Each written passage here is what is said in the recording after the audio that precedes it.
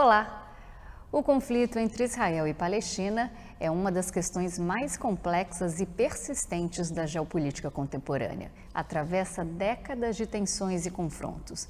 Desde o fim do mandato britânico na Palestina e a criação do Estado de Israel em 1948, a região tem sido palco de conflitos intermináveis. No entanto, a tragédia e a violência permanecem arraigadas na região. No último dia 7 de outubro, nós fomos confrontados com notícias de um novo e surpreendente ataque do movimento de resistência islâmica, o Hamas, que lançou uma ofensiva em larga escala contra Israel. Um dos mais graves das últimas décadas, resultando em perdas significativas em ambos os lados. As fronteiras que antes pareciam intransponíveis foram atravessadas e o resultado foi devastador. Mais de 900 israelenses perderam suas vidas. Imagens cruéis de terroristas atacando civis circularam pelo mundo, deixando a todos nós perplexos. Em resposta, o Estado de Israel declarou guerra ao Hamas e iniciou bombardeios na faixa de Gaza. A brutalidade contínua e a denúncia da ONU de possíveis crimes de guerra cometidos por ambos os lados só aumentam. E a pergunta que todos nós fazemos é como e quando isso vai acabar? Durante décadas, essa mesma pergunta foi feita por jornais, historiadores, especialistas, diplomatas e líderes mundiais. Muitos acreditam que o conflito é impossível de se resolver. Mas não podemos perder a esperança. Afinal, somos humanos e é ela que nos move. No programa de hoje, nós temos a oportunidade única de conversar com um cidadão israelense que já serviu ao Exército de Israel e atualmente mora no Brasil. É uma conversa importante, porque traz uma perspectiva sobre toda essa triste situação no Oriente Médio. Nós vamos tentar entender melhor o conflito através dos olhos de alguém que viveu essa realidade de perto. Eu converso com Tiago Benzecri. Olá, Tiago, seja muito bem-vindo. É um enorme prazer recebê-lo. Nós estamos acompanhando esse novo capítulo da tensão entre israelenses e palestinos, um conflito que se estende há mais de 70 anos. Você, inclusive, já serviu o Exército de Israel. Então, neste momento tão delicado, será muito bom conversar com alguém que, de fato, sente na pele o que nós estamos aqui julgando de longe. Seja bem-vindo, Tiago. Olá, boa noite a todos. É um prazer participar aqui do programa e poder trazer para vocês um pouco mais desse assunto, dessa noção do que está passando lá no Oriente Médio, de que forma pode ser conversado e discutido. Fazer um pouco da minha experiência, um pouco do que eu vivi e deixar de formas claras para todos o público. Tiago, sua família é do Amazonas. Seu pai era pastor evangélico e sua mãe membro de uma tradicional família judia do Marrocos. Como é que é crescer numa família com duas religiões tão diferentes, Eu acredito que hoje eu me considero mais um judeu. Tudo pelo que eu vivo em Israel e tudo que eu tomei para mim como fé e de uma forma que me moldou e molda a minha forma de pensar e acreditar naquilo. Tiago, você cresceu longe do conflito que aflige Israel e Palestina, mas quando é que você se sentiu atraído por sua herança judaica, em especial de Israel? Bom, tudo começou no ano de 2016, quando eu fiz uma viagem de conhecimento em Israel. Todo judeu, filho de judeu, neto de judeu no mundo tem o direito de conhecer Israel de forma quase que grátis, onde você vai, passa 10 dias e conhece todo o país, conhece toda a história. E isso é, na verdade, uma grande propaganda para trazer judeus a conhecerem, a viverem em Israel. E tudo começou por isso, que me fez criar esse sentimento de sionismo e também com a religião, algo que me afetou e que eventualmente me fez voltar e então morar em Israel. A gente ouve muito falar sobre o quão à frente Israel está do resto do mundo na área de tecnologia, das startups, das Forças Armadas. Você teve uma jornada no exército israelense. Como é que foi essa experiência? Por que você decidiu viver essa experiência de servir o exército em outro país? Bom, servir o exército. Sendo bem franco com você, eu nunca me imaginei servir um exército, muito menos aqui no Brasil. Hoje estou no Brasil, inclusive nos meus 18 anos, jurei bandeira, como todo jovem de 18 anos faz, e nunca servi, porque não era do meu feitio, não era meu propósito. Só que as coisas mudam e a mudança para Israel, ela já veio com isso. É uma obrigação de todo cidadão israelense, dos seus 18 anos, a partir dos seus 18 anos, servir o exército. Então, a minha decisão, ela veio tomada já com essa situação que eu teria que arcar e teria que viver. Foi simplesmente um momento único na minha vida, muito significante. Fez total diferença na minha inserção na sociedade, tanto cultura quanto também para o idioma. É a melhor forma de aprender um idioma que é totalmente diferente do nosso. E aí você voltou para o Brasil durante a pandemia, né? Como é que foi essa mudança de Israel para o Brasil? Quais foram os desafios que você encontrou nessa transição? Você foi morar, depois teve que voltar para cá. Bom, a verdade é que eu me mudei para Israel em 2019 e durante a pandemia eu estava em Israel. Eu não cheguei a passar a pandemia no Brasil. É algo que também foi vivido fortemente, mas nem se compara ao que aconteceu aqui no Brasil. A minha vida mudou, como a vida de todos mudaram, mas eu segui com o mesmo trabalho, com a mesma rotina de soldado. Claro que as devidas de certas reclusões e distanciamento que existia no momento da pandemia. Tiago, antes de nós adentrarmos um pouquinho no assunto do conflito entre Israel e Palestina, eu acho importante a gente contextualizar a história, né, do surgimento desse conflito, que não é tão simples assim de entender, tem várias questões envolvidas. Então, eu gostaria que você me corrigisse se eu estiver errada. Após a Segunda Guerra Mundial, houve uma grande pressão internacional para que as vítimas do Holocausto, muitos deles judeus, fossem beneficiados de alguma forma diante da perseguição sofrida nos anos anteriores. Então, além do movimento nacionalista israelense, também existia o palestino, que também desejava ter o seu Estado. O fruto desse movimento levou à criação de 2 estados, né, por uma partilha feita pela ONU de 2 territórios, ou seja, um para o povo judeu e o outro para o palestino. A divisão dos territórios foi feita com base nas populações que viviam nos locais. O problema é que os árabes não aceitaram e atacaram Israel, que posteriormente formaram o seu Estado oficial. Então, sendo assim bem simplista, esse conflito que já dura mais de 70 anos, seria então por terra? Eu acredito que também envolve terra. É um fato, mas eu imagino que de forma mais ideológica. A ideologia, ela é o ponto forte desse conflito. A partir de que não somente o povo palestino, mas como uma vez toda a Liga Árabe foi contra a criação do Estado de Israel. Como você bem citou, na criação dos 2 estados e assim que Israel tomou sua independência em 1948, não somente a Palestina declarou guerra contra Israel, como outros países, como o Líbano, a Síria, a Jordânia e o Egito. Então, dessa forma, a gente pode identificar que é muito mais do que uma questão por terra, mas sim ideologia de não querer a existência de um Estado judeu na região. Vamos falar um pouquinho do Hamas. O Hamas é um grupo político-militar fundado nos anos 80 que tinha como objetivo inicial vencer as eleições e lutar pela causa do seu povo, inclusive pela criação de um Estado. Mas, na verdade, ele é um grupo político de extremistas armados do Egito que não representa a maioria dos palestinos. Por que o Hamas tem tanta resistência a Israel e o que ele deseja atacando Israel?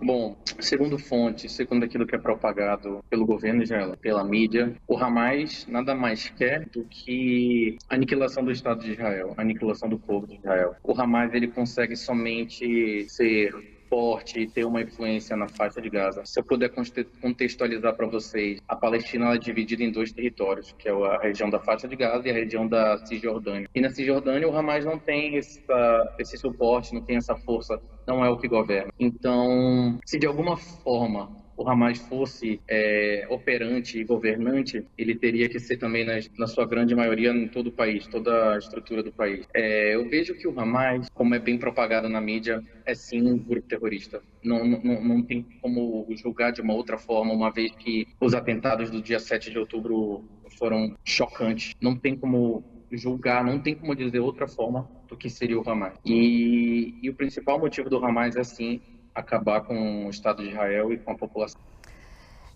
Mesmo querendo o fim de Israel, os palestinos, tem muito palestino no Estado de Israel. Eles têm emprego, eles compactuam, eles podem votar, eles podem ter assistência médica gratuita, eles são prefeitos, juízes.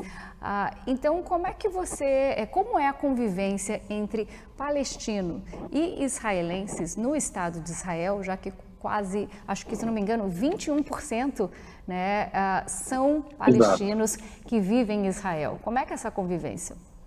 Como você bem disse, são sim 21%.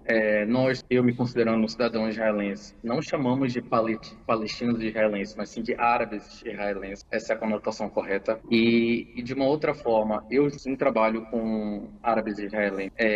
Todos eles têm sim o mesmo direito de um cidadão israelense. É uma mão de obra muito necessária no país e posso dar toda a certeza de que são tratados da mesma forma que eu sou tratado. Com uma única exceção: os árabes israelenses não são obrigados a servir o exército. Tiago, o conflito entre Israel e Palestina é uma das questões mais complexas da geopolítica contemporânea.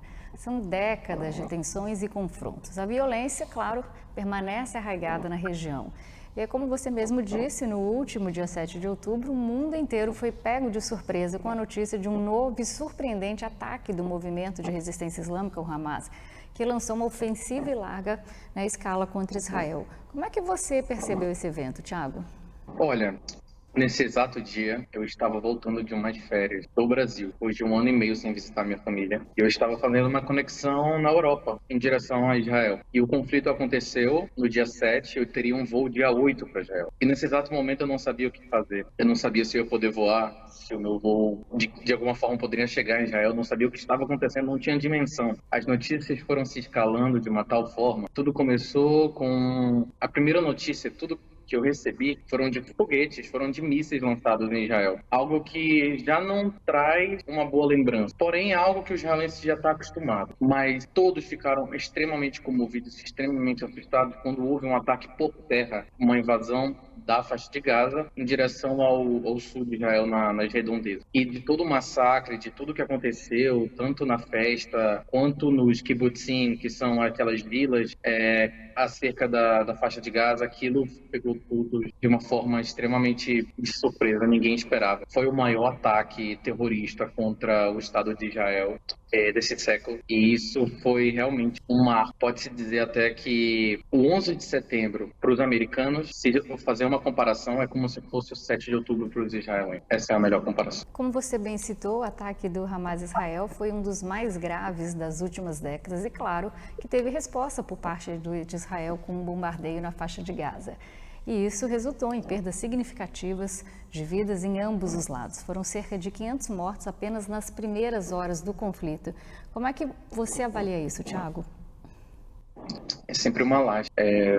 Eu sou totalmente contra a violência, eu sou totalmente contra a morte. E não tem nenhum lado nem o outro que eu diga que tenha que ser feito isso. Não, para mim não é o caminho. Apesar de estar servido o exército israelense, eu nunca precisei atirar, nunca precisei agir com violência. Não acho que essa seja a forma de ser lidada. É realmente triste saber que famílias estão sendo isoladas, estão sendo dizimadas, civis, tanto de um lado quanto do outro. E não acabou por aí, infelizmente, não acabou por aí. Tiago, ambas as partes têm sofrido perdas e danos significativos ao longo dos anos, né, durante no conflito.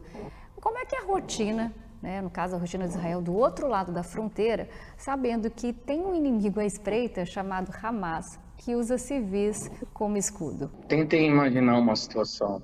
Tentem imaginar um país no mundo que possa suportar um ataque de mais de 8.000 mísseis desde o dia 7 de outubro. É impossível poder viver em paz, poder seguir sua vida dessa forma. Tentem imaginar o Brasil recebendo essa quantidade de ataques.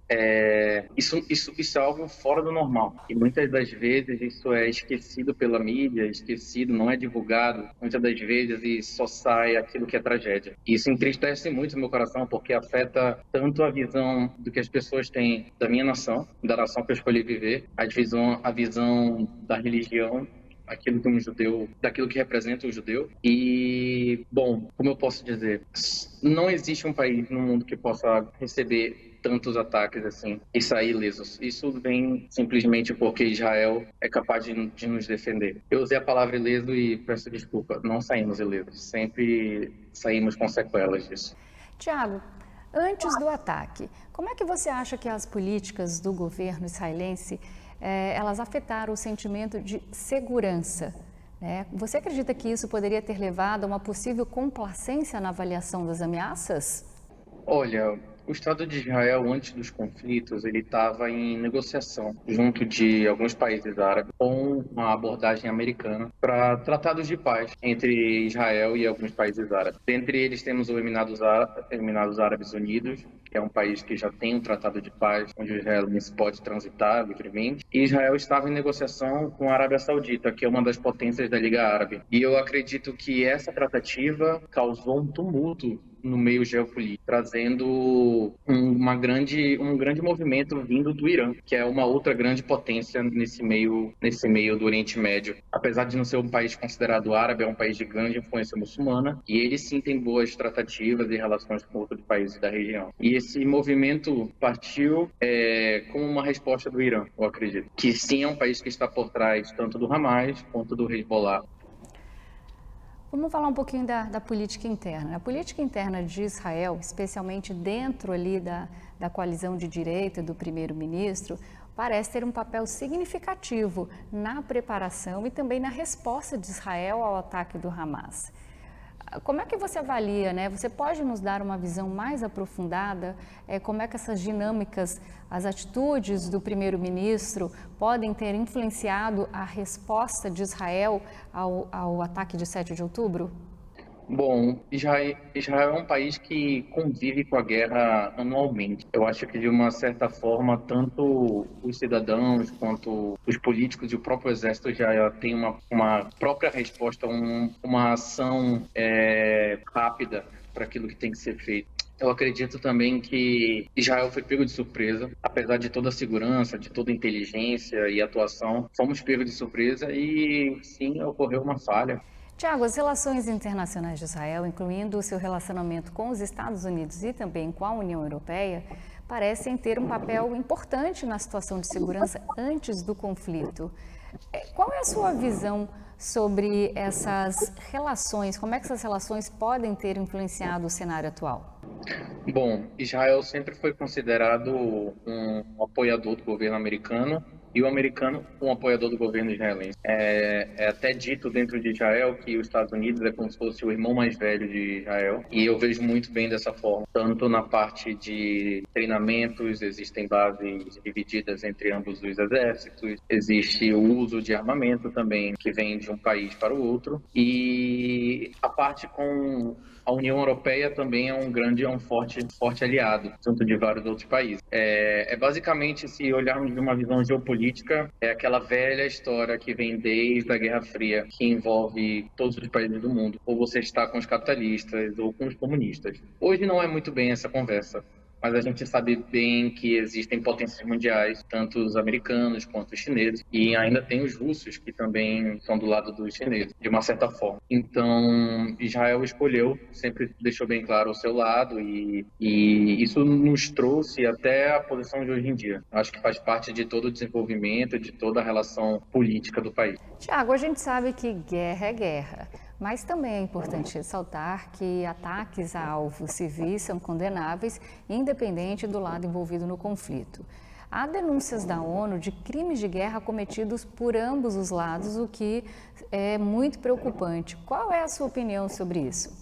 Olha, infelizmente na guerra acontecem muitas coisas erradas. A gente não pode negar. Isso é ruim para ambos os lados. Eu estou de extremo acordo. Eu não tenho dúvidas que houve crimes de guerra pelo lado palestino. Tanto o que ocasionou o início da guerra é um crime de guerra, é uma declaração de guerra. Pelo lado israelense, por todas as fontes que eu acompanho, por tudo aquilo que eu sigo e eu tento me inteirar, é impossível dizer que nunca houve um erro. Eu estaria sendo leviano em dizer que Israel chegou a cometer ou não um crime. Pode ter sim acontecido. Mas existem muitas desinformações no meio disso tudo. E às vezes a desinformação, a fake news toma uma certa proporção e chega no ouvido de muitos, e aquilo que era mentira passa a ser verdade. Eu não estou aqui para dizer o que Israel fez, porque eu não tenho provas, mas é impossível dizer que existe um exército 100% correto no mundo, um governo, um sistema de governo 100% correto no mundo. A verdade é que também é uma guerra de informações, e isso ocasiona muita confusão. Tiago, a comunidade internacional tem um papel importante na resolução desse conflito. Como é que você avalia esse papel? Eu acho que muito tem que ser ainda debatido e discutido, porque a comunidade internacional toma seus lados. E dentro de países desenvolvidos e países e potências mundiais como a França e a Inglaterra, há muita controvérsia. A gente vê a população muito dividida. Eu vejo mais a fomentação de mais violência do que necessariamente a ideia de uma pacificação e de um cessar-fogo mundo afora. A sua vivência no exército israelense certamente lhe proporcionou uma perspectiva única sobre esse conflito. Você poderia nos contar algum episódio marcante, né, de como a sua experiência influenciou a sua visão sobre a situação que a gente está vivendo hoje? Bom, no ano de 2021, quando eu ainda estava no meu serviço militar, houve a crise dos mísseis, um ataque com mais de 4.000 foguetes também vindos de Gaza em direção a Israel. Essa guerra foi totalmente combatida de forma aérea, onde Israel atacou sem o envolvimento de tropas terrestres entrando no território como assim. E isso me fez entender e viver um pouco da guerra. A minha rotina não era minha, nunca foi, eu era um soldado, e muito menos eu tinha horas de sono garantida. Dentro do meu trabalho, eu tinha que ficar sempre atento, tinha que ficar sempre disposto, e não existia madrugada, não existia o dia. Qualquer hora era hora de trabalho, você tinha que estar pronto, você tinha que viver aquilo e prestar o seu serviço da melhor forma. Não cheguei, graças a Deus, a sofrer nenhum ato contra a minha segurança. Israel sempre soube se proteger e proteger seus cidadãos em relação a isso. O conflito tem um impacto profundo na vida cotidiana dos cidadãos israelenses e também dos palestinos. Você pode nos dar um exemplo concreto de como é que isso afeta o dia a dia dessas pessoas? Bom, falando um pouco da minha vivência em Israel, trabalhando na área de gastronomia. Eu que sou chefe no restaurante. Tive duramente penalizações por conta disso, por conta do conflito. O restaurante teve que fechar e assim as pessoas não transitavam nas ruas, não haviam compras, não haviam encomendas.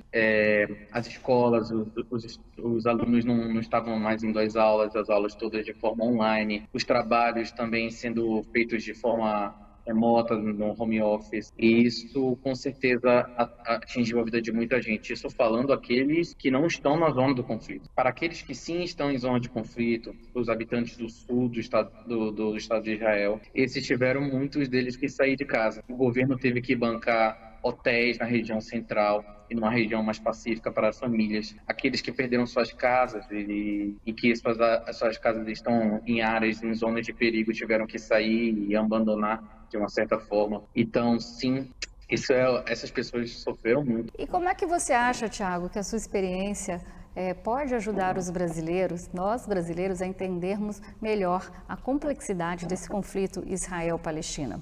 Eu acho que cada um não pode se satisfazer com aquilo que ele vê na grande mídia. Quando eu falo grande mídia, a televisão. Se você quer opinar, eu acho que você tem que estudar mais, tem que se inteirar mais daquilo, porque às vezes você vira massa de manobra e eu não gosto de propagar isso, sabe? Dentro de discussões com amigos ou então com pessoas fora do meio, eu tento sempre falar aquilo que eu sei e aquilo que eu fui informado de fontes confiáveis. E é assim que eu tento dizer para cada pessoa que quer entender mais, que quer falar sobre, quer poder ajudar de alguma forma outros no seu meio.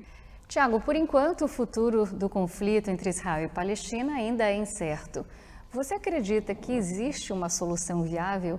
Na sua opinião, Tiago, qual seria uma solução justa e também duradoura, é claro, para esse enorme desafio do conflito entre israelenses e palestinos?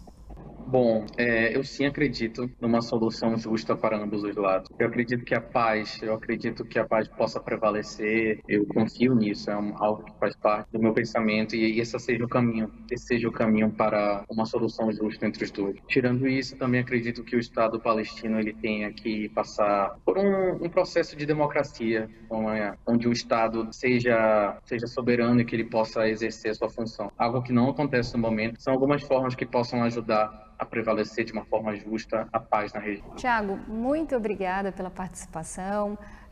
Foi muito bom o nosso bate-papo, entender um pouco mais esse conflito que acontece no mundo desde que, pelo menos desde que eu entendo por gente, já existe. E eu, do fundo do meu coração, eu espero que um dia ele tenha solução.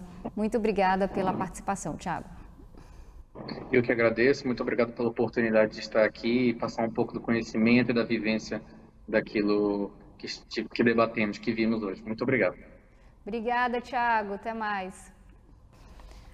Obrigada pela companhia e continue ligado na programação aqui da TBO, a TV que você se vê.